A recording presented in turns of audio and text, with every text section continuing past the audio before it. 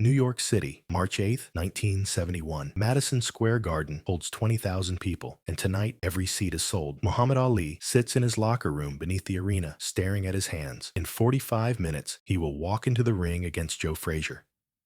Both men are undefeated. Both men claim to be heavyweight champion. Only one will leave the garden with that claim intact. Ali has never lost a professional fight.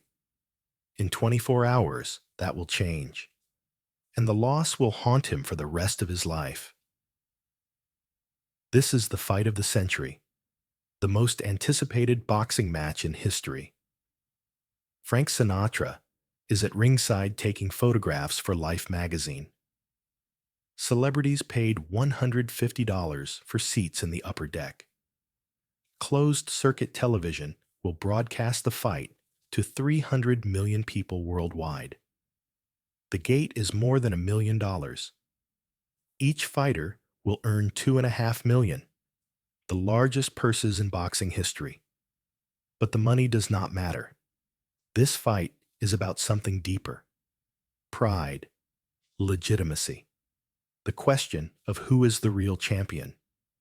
Ali believes the answer is obvious. He never lost the title in the ring. The government stripped it from him when he refused induction in 1967. He spent 3.5 years in exile, while other men fought for a title that belonged to him. Joe Frazier won the heavyweight championship by beating Jimmy Ellis in 1970. But Ellis was not the real champion. Ali was. And now, after 4 years apart, Ali is here to reclaim what was stolen. He has told everyone he will knock Frazier out. He has mocked Frazier in the press, called him ignorant, ugly, a pawn of the white establishment. He has done everything he can to get inside Frazier's head. It did not work. It made things worse. Joe Frazier is not a man who forgets disrespect. He grew up in South Carolina, the son of a sharecropper, and fought his way out of poverty with his fists. He won a gold medal at the 1964 Olympics, the same Olympics where Ali, then Cassius Clay, won his. Frazier turned professional and demolished everyone in his path. He is 27 years old, 5'11", 205 pounds of muscle and determination. His style is simple: move forward, slip punches, throw devastating left hooks to the body and head. He has never been knocked down. He has never lost. And he is the lineal heavyweight champion of the world, whether Ali accepts it or not. But Ali does not accept it, and he has spent months making sure everyone knows. The weigh-in that morning was tense. Ali weighed 215 pounds, the heaviest of his career. Frazier weighed 205, compact and muscular. When they faced each other, Ali leaned in close and whispered something. Frazier did not react. His eyes stayed cold. His face stayed calm. But people who know Frazier say he was angrier that day than they had ever seen him. Ali's insults over the past months, calling him dumb, calling him ugly, calling him a tool of white America, had cut deep. Frazier is a proud man, a dignified man, and Ali has spent weeks stripping that dignity away in public. Tonight, Frazier will make Ali pay for every word. At the time, Ali believed his speed would be enough. He has fought 3 times since returning from exile. He stopped Jerry Quarry in 3 rounds. He knocked out Oscar Bonavina in the 15th. He looked good in both fights: fast, sharp, confident. But he has not faced anyone like Frazier. Frazier is relentless. He does not care how many punches he has to take to land his own. He walks through jabs. He slips right hands. He gets inside and punishes the body. And once he starts landing, he does not stop. Ali's plan is to stay on the outside, use his jab to keep Frazier at distance, move, circle, make Frazier miss, tire him out, then attack in the later rounds when Frazier's legs are heavy. It is a good plan. It is the only plan. But plans do not survive contact with Joe Frazier. The fight is scheduled for 15 rounds. The referee is Arthur Mercante, one of the most respected officials in boxing. He calls both fighters to the center of the ring for final instructions. Ali stares at Frazier. Frazier stares back. No words. The crowd is deafening. The bell rings. Ali comes out fast. He moves to the center of the ring and throws a jab. Frazier slips it and moves forward. Ali circles to his left, away from Frazier's dangerous left hook. He throws another jab. This one lands. Frazier's head snaps back slightly, but he keeps coming. Ali throws a right hand. Frazier ducks under it and steps closer. Ali backs up. Frazier follows. The pattern is set. Ali tries to box. Frazier tries to brawl. The question is whether Ali's legs can keep him away for 15 rounds. By the end of round 1, the answer is already forming. Ali is fast, but not fast enough. Frazier is catching him, landing body shots, getting inside, making Ali work harder than he expected. In Ali's corner, Angelo Dundee wipes his face. You're doing good.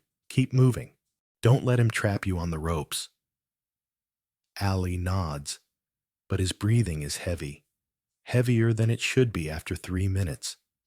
Across the ring, Frazier sits calmly. His face is unmarked. His breathing is steady. He looks like he could fight all night. Round 2 is harder. Frazier is cutting off the ring now. Every time Ali tries to circle away, Frazier is there, blocking the angle, forcing Ali backward. Ali tries to tie up, to lean on Frazier, to rest. The referee separates them. Frazier immediately presses forward again. He throws a left hook to Ali's ribs. Ali winces. Frazier sees it and throws another. Ali backs to the ropes. Frazier follows and unloads. Left hook to the body. Right hand to the head. Left hook to the body. Ali covers up and tries to survive. The bell rings. Ali walks slowly back to his corner. You gotta move, Dundee says. Stop fighting his fight. Box him. Ali tries. In round 3, he plants his feet and trades with Frazier in the center of the ring. Bad decision. Frazier is built for this. He takes 2 punches to land 1, and when he lands, it matters. A left hook catches Ali on the jaw. Ali's head snaps to the side. The crowd gasps. Ali backs up, resets, and starts moving again. But the message is clear. Ali cannot trade with Frazier. Frazier is too strong. By round 5, Ali is frustrated. His jab is landing, but it is not stopping Frazier. His right hand is landing, but Frazier keeps walking forward. Nothing Ali does seems to matter. Frazier is relentless, mechanical, unstoppable. And Ali's legs are starting to slow. He is not dancing anymore. He is surviving. Most people thought Ali would find a way to win. Round 9. Ali's best round of the fight. He catches Frazier with a perfect right hand. Frazier's knees buckle. The crowd erupts. Ali smells blood. He follows up with combinations. Jab, right hand, left hook. Frazier covers up and backs to the ropes. Ali attacks. For 30 seconds, it looks like Ali might stop him. But Frazier does not go down. He steadies himself, plants his feet, and fires back. A left hook to Ali's ribs. Ali's body folds. Frazier throws another. Ali ties up. The moment passes. The round ends. Frazier returns to his corner, still unbroken. Round 11. Frazier takes over. He's been grinding Ali down for 10 rounds, and now Ali's body is breaking. Frazier lands a huge left hook to Ali's jaw. Ali stumbles backward. His legs are unsteady. Frazier follows and throws another. Ali falls into the ropes. The ropes hold him up. Frazier unloads. Left, right, Left. Right. Ali covers up, but the punches get through. His face is swelling. His eye is closing. The bell rings. Ali barely makes it to his corner. Dundee works frantically. He presses ice against Ali's face. He talks to him, trying to keep him focused. Ali is exhausted. His body is shutting down, but he will not quit. He stands for round 12. Frazier is waiting. The next 3 rounds are a war. Ali fights back. He lands clean punches. He wins moments, but Frazier wins rounds. Frazier is stronger, fresher, more determined. Ali's face is a mess. His left eye is nearly swollen shut. His jaw is bruised. His ribs are purple. He is fighting on instinct and pride. Nothing else is left. Round 15, the final round. Ali needs a knockout to win. He knows it. Frazier knows it. The crowd knows it. Ali comes out and tries to attack. He throws a jab. Frazier slips it and counters with the hardest punch of the fight. A perfect left hook that catches Ali flush on the jaw. Ali's legs give out. He falls backward onto the canvas. His head bounces once. The crowd roars. The referee starts counting. Ali rolls onto his side. He pushes himself up. At the count of 4, he is on one knee. At the count of 7, he is on his feet. The referee wipes Ali's gloves and steps back. Frazier moves in for the finish. He throws everything he has left. Ali covers up and survives. The bell rings. The fight is over. That was the moment Ali learned he was mortal. The judges score the fight unanimously for Frazier. It is not close. Frazier won clearly, decisively. He is the undisputed heavyweight champion of the world. Ali is the loser. His first professional defeat. The record is no longer perfect. The myth of invincibility is shattered. And Ali does not know how to process it. In the locker room afterward, Ali sits on a training table while doctors examine him. His jaw is broken. Not fractured. Broken. He will need surgery. His face is so swollen he is barely recognizable. He cannot talk clearly. He tries to make excuses. Says the referee let Frazier hold. Says Frazier got lucky. But the words ring hollow. Ali lost. Clearly. Undeniably. And for the first time in his life, he has to accept that he is not invincible. The defeat changes him. Not immediately. Not obviously. But over time, the loss at Madison Square Garden becomes the thing Ali has to erase. He fights his way back. He beats everyone except Ken Norton, who breaks his jaw again. Then he beats Norton in the rematch. Then he goes to Zaire and beats George Foreman. He reclaims the championship. He proves that the loss to Frazier was not the end, but he never forgets it. And he never fully forgives Frazier for being the man who proved Ali could lose. What people misunderstand is that the fight was closer than the scorecards suggest. Ali won moments. He hurt Frazier in round 9. He landed clean punches throughout the fight, but Frazier's pressure, his body attack, his willingness to absorb punishment to deliver his own was too much. Ali's speed was not enough. His jab was not enough. His confidence was not enough. Frazier wanted it more. And in a fight between two undefeated champions, wanting it more is sometimes all that matters. Years later, after both men retired, someone asked Ali about the first Frazier fight. Ali said it was the hardest fight of his life. Harder than Foreman. Harder than the rematch with Frazier. Harder than Manila. Because it was the first time he lost. The first time he had to face the reality that he was not superhuman. That he could be beaten. That all the trash talk and all the predictions and all the confidence in the world could not change the fact that Joe Frazier was the better man that night. Ali said it quietly, without bitterness. He said Frazier deserved the victory, that he was a great champion, that the loss taught Ali something he needed to learn: humility, respect, the understanding that greatness is not given, it is earned, and sometimes it is taken away. That is the legacy of March 8th, 1971.